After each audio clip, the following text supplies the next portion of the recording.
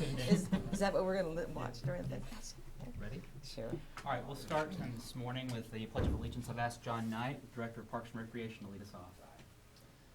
I pledge allegiance to the flag of the United States of America and to the republic for which it stands, one nation, under God, indivisible, with liberty and justice for all.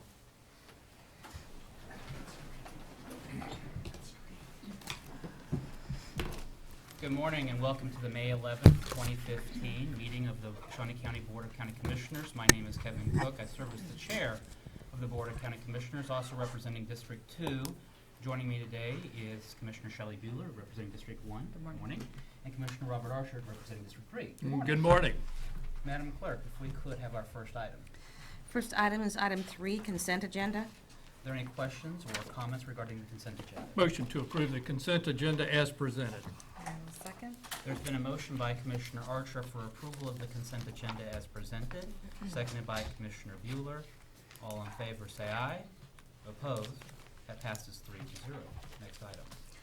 Item 4, new business A, County Clerk number 1, consider all vouchers. Voucher payments are totaling $858,958.03, and I'll make it simple, all but $239,841.55. Payroll-related expenses, health insurance, so $619,116.48 is all payroll and health insurance expenses, and I have no questions, so. Is there a motion to approve? Move approval. Motion for approval by Commissioner Bueller.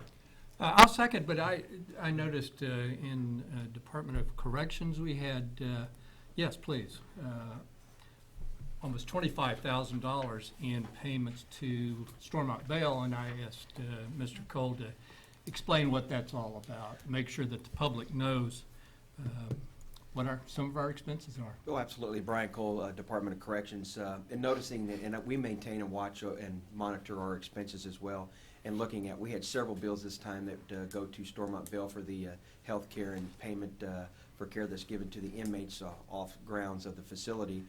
This year so far, we have had several inmates who are very sick. We've had inmates that have gone and spent over months in the hospitals with dialysis. Just recently, we had an inmate who suffered a heart attack, had open heart surgery. So we do have a sick population, and I believe this is probably the beginning of some bills that we're going to see. Fortunately, though, we are covered by the Medicaid rate. That does help us to keep our costs down, but we do know across the nation that inmates that are coming to jails are staying longer and they're sicker. Thank you, Mr. Chair. I think that's important that we realize that when we're budgeting for the out years and next year, some of the issues that we're going to run into, and I think this is a big one. So, and I did second the motion. So. Can I ask a question? Absolutely. But this isn't any new trend. I mean, we have had health expenses at the jail always. I mean, we are required to give that medical care. Yes, that is a basic right to give adequate care, and unfortunately that does, and I don't want to say unfortunately, but that does include off care, which could be, and we range for inmates to come in. We've dealt with brain surgery, we've dealt with cancers, we've dealt with everything. So, and when they're in our custody, we have to pay. Thank you, Brian. Brian, one of the things that we have seen, though, however, is the rising cost of health care. Oh, absolutely.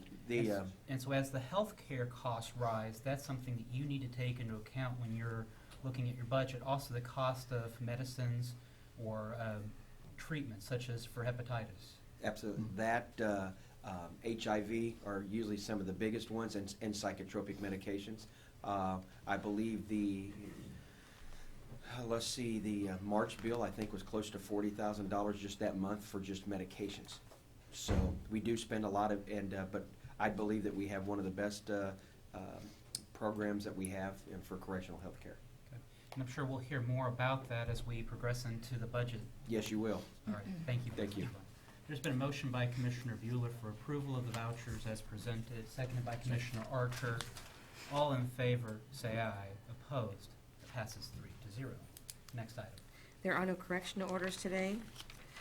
Item B, Bond Council, number 1, consider approval of resolution number 2015-40, authorizing the issuance of Shawnee County Healthcare Facilities Revenue Bonds Series 2015 in the aggregate principal amount not to exceed $17 million, and the execution of related documents for financing of the acquisition of 10 acres of land in the River Hill subdivision, as well as construction, equipping, furnishing, and improving a skilled nursing assisted living facility.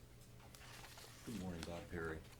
On April the 16th, the commission held a public hearing in order to allow the public an opportunity to make any comments regarding the proposed issuance of these bonds. And after the public hearing was closed, you passed and approved Resolution 2015-33, which expressed your intent to issue these bonds and acquire the project. This resolution consummates what you expressed your intent to be, basically. It would allow the issuance of the bonds, the acquisition of the facility, the leasing of the facility, the rentals and rental income from the facility are what you use to pay the bondholders. Are there any questions regarding this item for Bond Council? Yeah, I do. Commissioner Bueller? Question or a comment. Jerry Nye, who appeared at the public hearing, he can't be here today, but he had, I know, sent a email to the commission asking if there was an opportunity for deferral on this item. I don't know about timeline.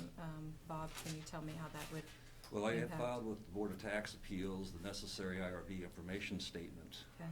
and I received back from the Board of Tax Appeals their acknowledgement that it's been filed and met the statutory requirements.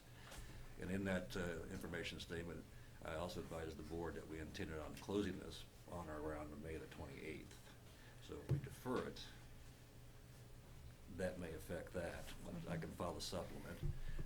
But from a legal standpoint, Mr. Nye had his opportunity. He moved forward. I don't see any reason not to go forward. Okay. Thank you. Other comments? Just to follow up on that, just to walk through step by step and just to take a moment. When we had our public hearing, anybody who had opposition or in favor of this would have had their opportunity to speak. That is correct. We mailed out, emailed, and published notice of the hearing.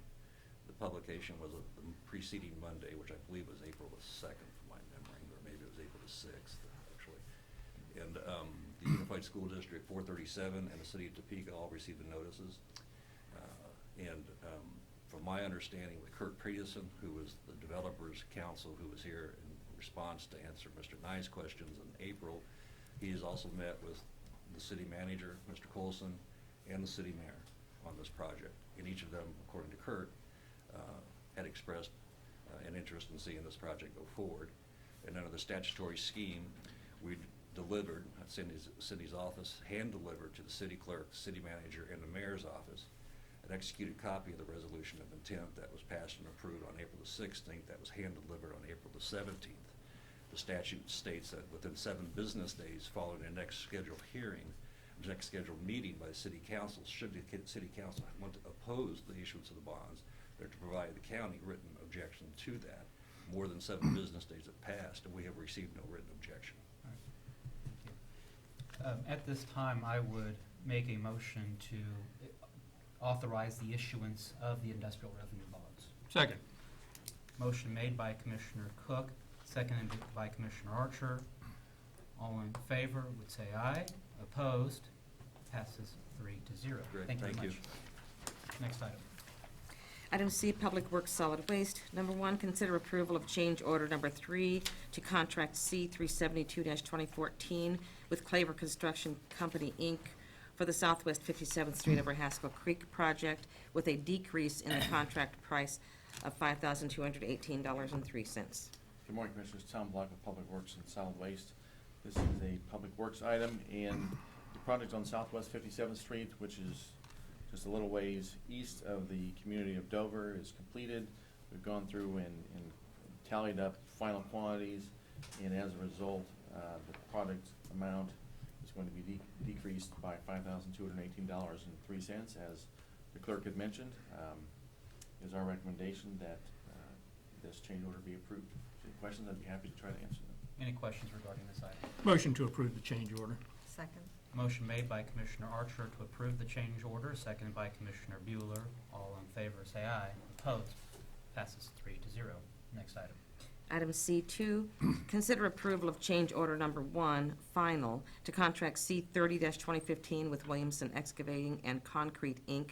for the Timber Ridge Subdivision Phase 3 street improvement with a decrease in the contract price of $8,019.40. Commissioners, Tom Block again with Public Works and Solid Waste. This too is a Public Works item. This particular project is a subdivision improvement that is being led by Doltmeyer Construction. And this is a project in which Doltmeyer is using the county to provide financing for it. And so we administer the project and those types of projects. That project is also now complete, and we again have tallied up the final quantities. And as a result, we have a decrease of that contract amount of $8,019.40, again, as the clerk had mentioned. So if there's any questions regarding this, I'd be happy to try to answer them, and we recommend approval of this change order. Any questions regarding this request? Move approval. Motion by Commissioner Bueller for approval of the change order. Second. Seconded by Commissioner Archer. All in favor, say aye. Opposed? Passes 3-0. Thank you. Thank you. Next item. Item D, Parks and Recreation, number 1, consider authorization and execution of contract C-187-2015 with the Williams Township Board for treatment of noxious weeds at a cost of $22 per township road mile for labor, equipment, and chemical costs, and contract C-188-2015 with the Tri-County Drainage District for treatment of noxious weeds at a cost for labor of $25 per hour and $35 to $40 per hour for equipment use. Good morning, Commissioners. John Knight, Parks Recreation. This is a weed department item. I didn't see John Wellborn come in this morning, so he's probably out treating thistle and other noxious weeds around the county. This item has 2 contracts, one with Williamsport Township and one with the Tri-County Drainage District, and how those both those agencies will reimburse Shawnee County for the work we're doing on their property. Be happy to answer any other questions you may have. Any questions regarding this? I'll make a motion for approval of the contracts. Second. Seconded by Commissioner Bueller. All in favor, say aye. Opposed? Passes 3-0. Next item. Item D2, consider authorization and execution of contract C-189-2015 with the Topeka Masters Swim Association for the use of Bladesdale's Family Aquatic Center for the Adult Competitive Swimming Program, and for the use of Blaisdell Family Aquatic Center and the Shawnee North Family Aquatic Center for the MSA practice. Commissioners, this is a special use contract with the Topeka Masters Swim Association. Use our aquatic facilities to operate some of their programs, and how they'll reimburse us for any cost that the county receives. Happy to answer any other question you may have. Motion to approve the contract. There's been a motion by Commissioner Archer for approval of the contract, seconded by Commissioner Bueller. All in favor, say aye. Opposed? Passes 3-0. John, before we go, I noticed that last week you had the golf pros come and talk to us about how weather is dependent upon the proceeds and revenue, and then it promptly rained all weekend. Yeah, I do. I have a good knack for bad timing. There we go. So hopefully the result is that we have, our greens are all lush and we're ready to go play golf now. Thank you. Thank you. Next item. Item E, Community Corrections, number 1, consider approval of a 2016 Behavioral Health Intervention Grant application for $154,170. Good morning, Commissioners. Ed O'Rear, Community Corrections. We are coming to you today at a little different point in this grant process than we have in previous years. This is the 3rd year of the behavioral health intervention money being made available by the state of Kansas through KDOC. This is all part of House Bill 2170, the Justice Reinvestment Initiative. This is to provide alternatives to prison and the addition of prison beds and buildings in the state of Kansas. We have participated in this the first 2 years and have, it has been a marvelous experience for us. We have done very well with this. We've been recognized by KDOC for our model and our successes with the use of this money. We have done it a little different than anybody else in the state. you'll see on the application and in the budget summary that there are two full-time positions, actually two part-time positions combined as a recovery coach and a full-time position as a care coordinator.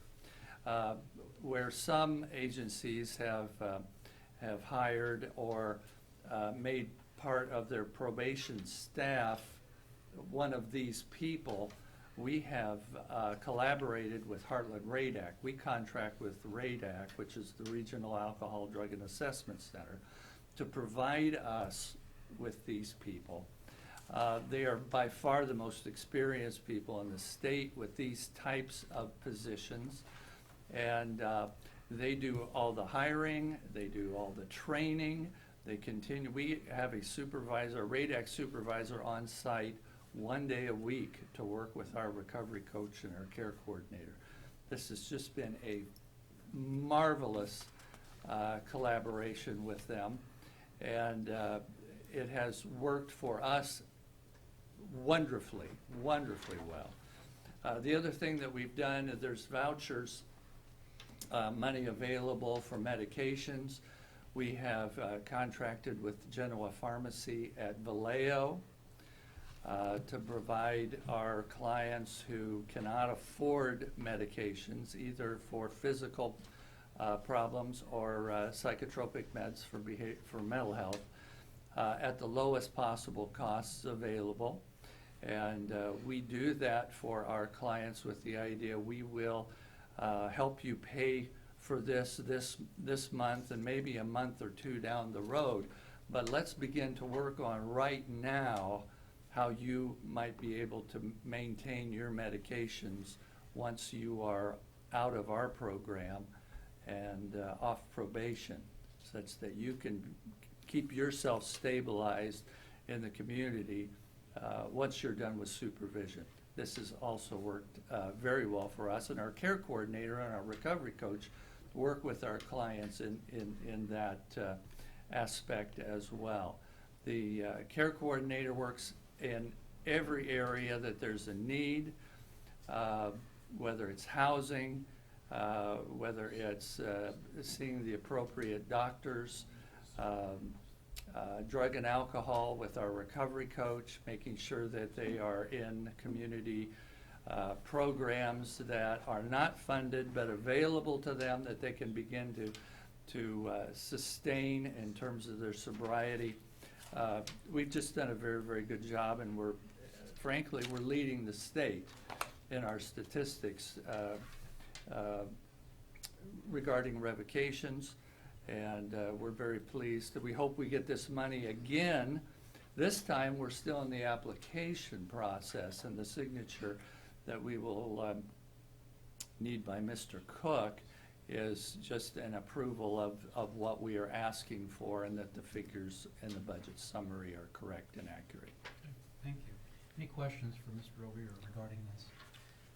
I do want to take a moment just to note this is one area that the county, although indirectly, does support mental health within the community. Yes. And addressing mental health needs within the community, and trying also to work with bettering, rehabilitating, and providing housing, providing job training for those that suffer from mental illness. So, Yes.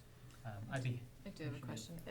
Yes. This is the application requested amount. How much did we receive last year? Last year it was a little bit less. I'm going to say about 125,000.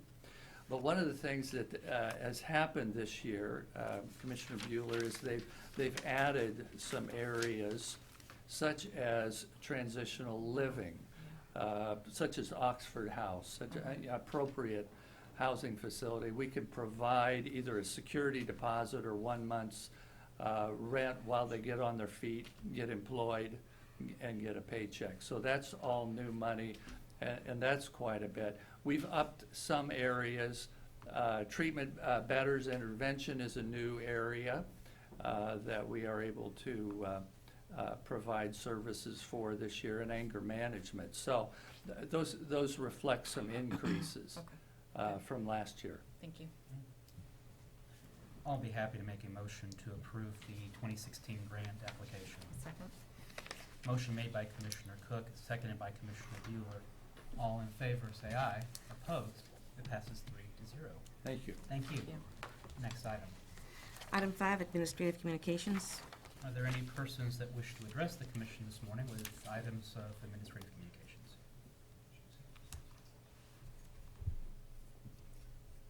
All right. Commissioner Bueller? A busy week. We have the jump event tomorrow night, and then JADO on Wednesday, I believe. Yes. And I see we have a representative from Jump here, and I know that we will hear more about it tomorrow as we go to the Ramada at 6 p.m. 7. I was going to show up early. But we'll be hearing more about it tomorrow then as we have our JADO meeting then on Wednesday. So, Commissioner Archer? Nope, I'm good, thank you.